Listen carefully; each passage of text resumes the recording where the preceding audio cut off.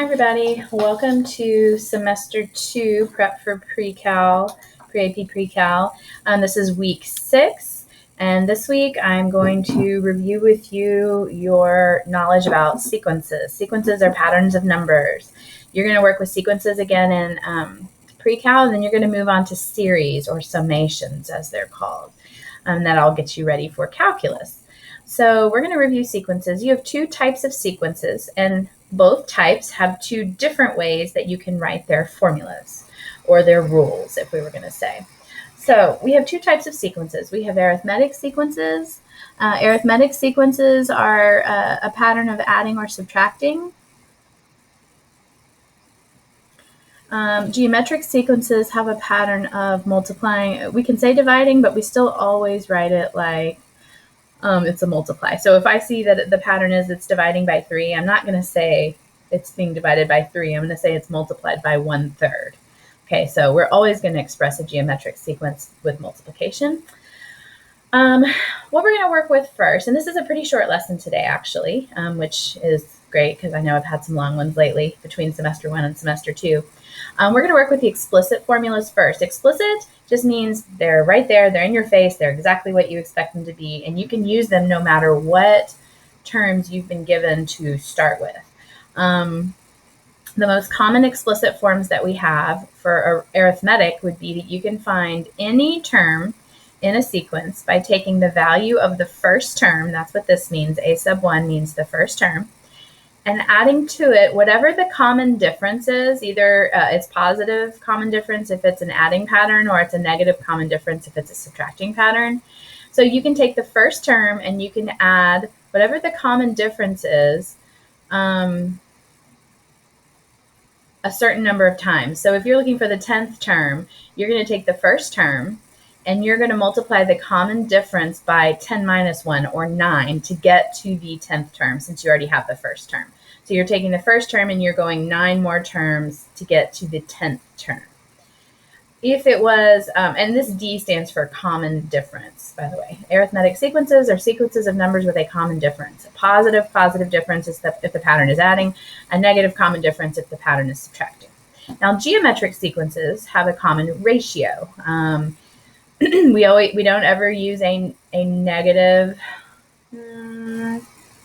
No, it could be negative in a sequence. The common ratio. If you notice that the signs of the sequence, the numbers in the sequence appear to be changing every term, then that means it's a negative common ratio. But what you do is, if you look at the common ratio, not the sign of it, but just the absolute value of the number. If it's larger than 1, it's going to show an increase in the number. It's going to be getting bigger and bigger and bigger. If the absolute value of the ratio is smaller than 1, it's going to represent a decreasing. So your numbers will be getting smaller and smaller and smaller by some ratio. Explicit formulas require you to know the initial or starting value of the first term and the common difference or the common ratio. So what we're going to do is practice an example of using these forms to find a certain term number in a sequence. Now this one specifically says it's arithmetic, so that means I'm expecting that if it's getting larger, it's by a pattern of addition. And if you notice, I can see that these are both increasing by 7. So the common difference is 7, and this is the first term in the sequence.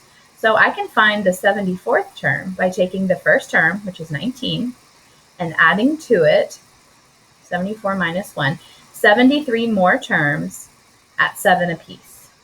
And so all I'm going to be doing is taking 19 plus 73 times 7. And that's going to give me 530. So if I were to continue this pattern, a total of 74 terms from this starting term all the way to the 74th term, I would arrive at 530. Okay, we can use that same idea with a geometric. Notice the geometric explicit form says you can find any term in a sequence by taking the first term and multiplying it by the common ratio raised to the n minus 1 power, n being whatever term we're looking for. So if we're looking for the 11th term in the sequence, well, first of all, let's examine what is the common ratio. This is a times 3 pattern. I'm multiplying by 3 each time. So to find the 11th term, I'm going to take the first term in the sequence, which is 1, and I'm going to multiply it by 3, 11 minus 1 times. I'm going to raise it to the 10th power. which will get me to the 11th term since I already know the first term. And so if I multiply 3 to the 10th, if I take 3, raise it to the 10th power, and then multiply by 1, you get a really big number, which should not be a surprise. When we multiply, things grow really fast. Okay, so there's an example of how we could use those explicit formulas to help us find any term in a sequence, arithmetic or geometric. Now, you're going to now be asked to determine which type of sequence we have. Is it arithmetic or geometric? And then you're also going to list what the common difference is. If it's arithmetic, tell me what the number value is. If it's adding an adding power, this will be a positive common difference. If it's subtracting, this will be a negative common difference.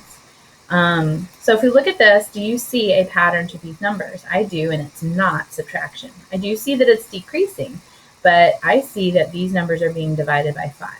So I'm going to say that the common ratio, the thing that's multiplied to these numbers to get from here to here to here, is it's being multiplied by 1/5. That means it is a geometric sequence. There is a multiplying pattern here. And the common ratio, we don't say common difference for geometric, it's the common ratio, is 1/5. Now if we look at this one, I can see that this is increasing, but it's not increasing by a multiplying pattern, it's increasing by an addition pattern. So it has a common difference. That means it's arithmetic. And the common difference, we don't say ratio for arithmetic. The common difference is a positive 2 because it's an adding pattern. Okay, now we're going to look at these next ones. These do not tell us what type of pattern it is. If it's a sequence that's geometric or arithmetic, we're going to have to find that for ourselves. I'm going to give you a hint that oftentimes when you go from something that is not a fraction to something that is, it's usually geometric, multiplying by some fraction. And you can always find the common ratio. You can always find a ratio by taking the second term divided by the first term, or any term divided by the one right in front of it. So if I take 6/5 and I divide by 1, I get 6/5. So 1 times 6/5 got me here, 6/5 times 6/5 got me here. I could keep going. But the point is the common ratio is 6/5, and the first term is 1. So I can use the explicit form way up here for geometric to find the 10th term. That's what they're asking me to find. So the 10th term is going to be the first term times the common ratio raised to the 10 minus 1 power. And when I put that into my calculator, that would be 1 times 6/5 to the 9th power. And that's going to give me a decimal. I mean, I get a decimal using my calculator. And they're giving us permission to round, so we can leave this as a decimal. And that's like 5.1597 or something. So that rounds to 5.160 to the nearest thousand. Now let's look at this one. If we look at this one, I see that the numbers are increasing. Is it by a multiplying pattern or is it by an addition pattern? This would have been times 3. This is not times 3, so it must not be multiplication. It must be arithmetic. So add 6, add 6. Okay, I can see that the common difference, or the D value, is 6. Okay, and then I have this as my first term. The first term is 3. So if I want to find the 45th term, I'm going to take the first term, which was 3, and I'm going to add to it the common difference times the term number that we're looking for minus 1. And so when I put this into my calculator, I'm really doing, sorry, this is just a 6. 6 times 44 plus 3, and that's going to get me to 67. And that would be the 45th term in that arithmetic sequence. All right, now let's look at this next one. Writing explicit formulas. Can I take one that I was given and choose which one of these will work? Now, I will tell you that sometimes the explicit formula is not going to be, if it's arithmetic, there's really an alternate that it could be. We can say this, or they also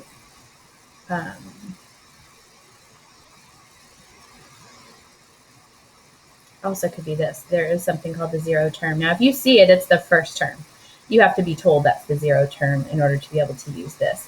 I don't really think that that would be necessary because we have multiple choice. We have the ability to say, this is the first term, this is the second, this is the third. Which one of these gives us that? But I think it's important to notice what type of sequence it is. I see that this one is gaining 8 each time. So this is an arithmetic sequence. So I should not be choosing things that look geometric. I'm gaining 8 each time. This one says I'm losing 8 each time. That can't be right. This one says I'm gaining 8 each time. This one says I'm gaining 8 each time. So I've got two options here. Which one of these two is correct? Well, let's plug in a 1. Do I get a -4 when I put it into here?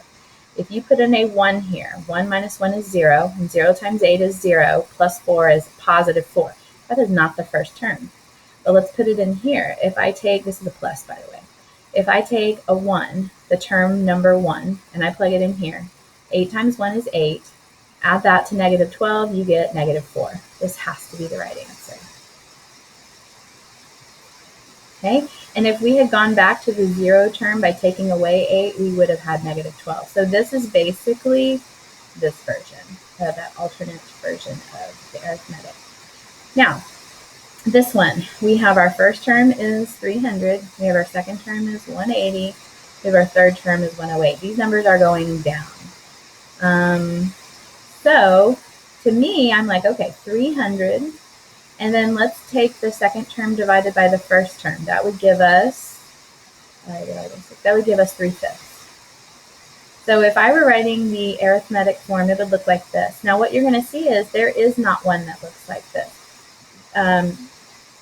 These two have the right first number, but they don't have a matching common ratio, nor do they have a matching one of these. However, you can flip. If you wanted to change this, notice how some of these say 1 minus n. You can do that, but that means you have to flip this common ratio. And so either one of these works. And if we look, this is the only one that is an answer choice. 300 and 3/5 would be fine if this was n minus 1, but this is 1 minus n. That's a completely different expression. Taking n away from 1 is very different than taking 1 away from n. So if I flip the signs and the exponent, I can adjust by taking the reciprocal of the common ratio. That's allowed.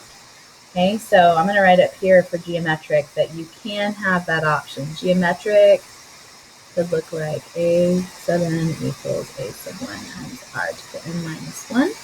But it also can look like the reciprocal of r, 1 minus n. Okay, and 1 over r just means flip the original ratio. All right, so now we're going to practice writing an explicit formula for the nth term in this sequence. So what we need to do is identify the first term, and then we need to identify the either the common difference or the common ratio. If we look at this, adding 8, adding 24, that's not arithmetic. So let's try times. Times 3 times 3. So this has a common ratio of 3. So this is geometric. And so I can write a formula for any term in the sequence. It's going to be the first term, 4, times the common ratio to the n minus 1 power. And that is my answer. That is it.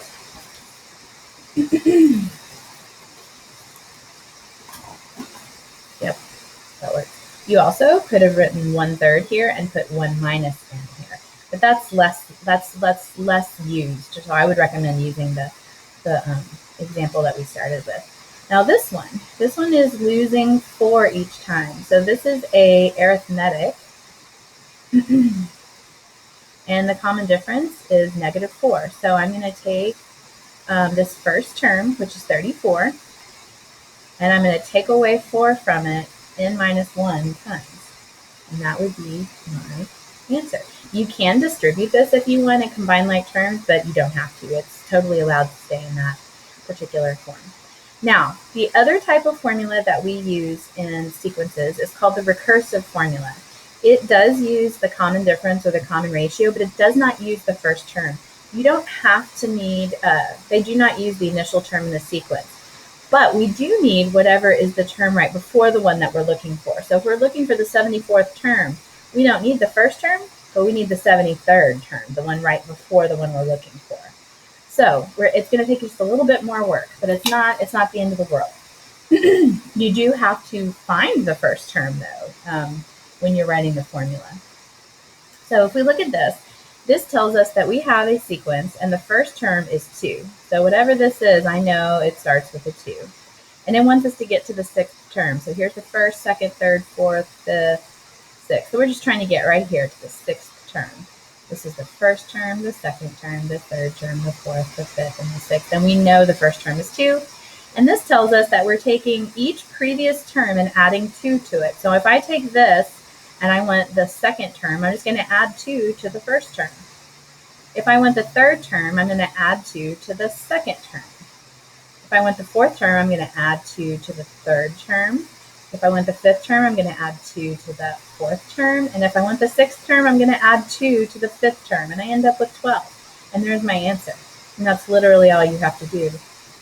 Now this one's a little harder because it's taking your previous term and squaring it and then adding 5. So we do know that the first term is 2, and we're trying to get to the 3rd term. So here's the 1st term, the 2nd term, the 3rd term. Now this one's going to require a little more work. So if we have the 1st term, which is 2, then to get the 2nd term, we need to take the previous term, 2, square it, and add 5. And what's that going to give us? 4 plus 5 is 9. Now, I'm going to go from the 2nd to the 3rd term. I'm going to take the previous term, 9. I'm going to square it, and I'm going to add 5. And that's going to give me 86. And there's my answer. Here, this is a little different. This is giving us the first term, which is 8. And it wants us to find the 4th term. So here's the 1st term, and we're trying to get to the 4th term. And what this rule says is that we're going to take the previous term, multiply by 4, and then add the term number. So I'm going to take 8, I'm going to multiply it by 4, and then I'm going to add 2 because I'm looking for the 2nd term number. That would be 34. Now I'm going to take 34, and I'm going to multiply by 4 and add 3 because I'm looking for the 3rd term. That's going to give me 139. Now I'm going to take that term, again, multiply by 4, and add 4 because I'm looking for the 4th term. And that's going to give me 560. And then this one's pretty easy. This one says the first term is 4, and we're looking for the 4th term. So here's the 2nd, the 3rd, and the 4th. I'm taking the 4th term,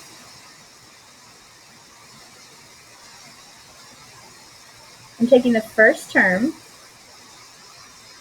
and the next term will be found by taking the first term, or the previous term, multiplying by -3, and then taking away 1. So if this is the first term, 2nd, 3rd, 4th, I'm taking 4, and I'm multiplying it by -3, and then I'm taking away 1.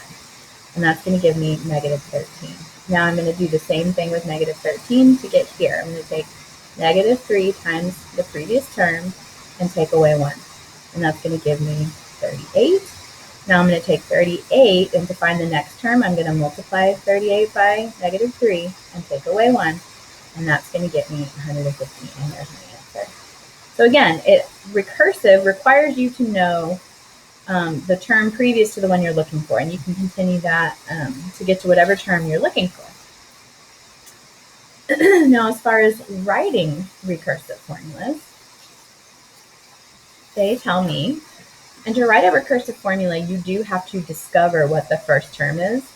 Usually if you're given a sequence, then you're already given that. You're told that the first term is 75, the 2nd term is 15, the 3rd term is 3. So what we do is we need to find the common ratio. These are decreasing, not with a subtraction. That would be -60. This is not -60. So this is definitely another multiplication that looks like division. So if I take 1/5 of 75, I get 15. If I take 1/5 of 15, I get 3. So 1/5 is definitely my common ratio. And all you're going to do is show that you can find any term you want by taking 1/5 of the term previous to the one you're looking for. So you would hit that button and it would put all of that right there. So it's just the common ratio times the previous term. That's how you write the recursive formula, making sure that you know what the first term is. So let's try that again. Here we have 8. We're trying to get to 43 and then get to 218. So if we look at this, the first term is definitely an 8, and all of these say that. So that checks out for all of these. But do these rules give us the correct second term? Well, let's put it in. This would say 6 times the previous term minus 5. So 6 times the previous term minus 5, that gets me 43. Well, that checks out. Let's take 43 and try that again to get the third term. So now we're on the second term trying to get to the third term. So if I take 6 times 43 and take away 5, I get, what do I get? 253. That's too big. That does not match this. So that does not work. It worked for the 8, it worked for the 43, it does not work for the third term. So let's try again. This one says 5 times the previous term. So if we're looking for the second term, it would be 5 times the first term plus 3. Well, that does give us 43, so that checks out. Now let's try that again. 5 times the second term plus 3 should get us the third term. And I get 218. So look, it checks out. All of these check out. It must be this. Okay, and then we might be asked to use function notation for our recursive rules, and we can do that. That's just saying, this is the same thing as saying the first term is 1, and we're taking 4 times the previous term to get the next term. So they're wanting, they say, okay, the first term is 1, the second term would be 4 times that 1, which would be 4. The third term would be 4 times this previous term, 4, which is 16. And then the fourth term, which is the one that they're asking me for, is going to be 4 times the previous term, which is 64. So f of 4 would be 64. It's just using function notation to do the same thing that we've been doing with our sequences. This one says the first term is 6, and you're going to find any term number, any term value by taking -4 times the previous function value minus 4. And we're trying to get to the fifth term. So I know that the first term is 6. The second term is going to be found by multiplying -4 times that 6 minus 4. Well, that's going to get me -24 minus 4. That's -28. The third one is going to be -4 times the previous function value of -28 minus 4. That's going to give me, this will be 112 minus 4 would be 108. Now I'm going to take the fourth term, and it would be -4 times the previous function value minus 4. And that ends up giving us -436. -432 minus 4. And then lastly, -4 times -436 minus 4.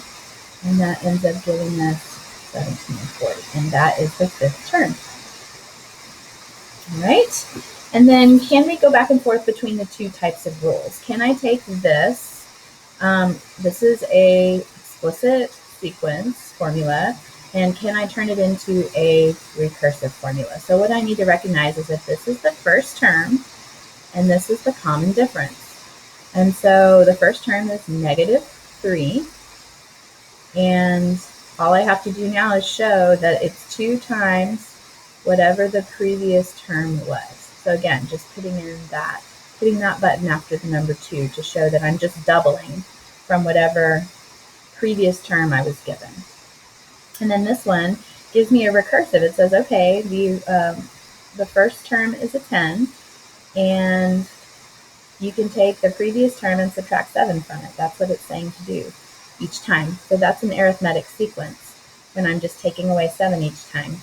So, and the explicit formula says take the first term and add to it the common difference n minus 1 more times. And that is it. And you could always distribute this and combine like terms if you want, but this is going to be considered correct. And we are done with our lesson for today. So hopefully that gives you a little bit of a review over our sequences work from Algebra 1 and Algebra 2. And I will see you next week.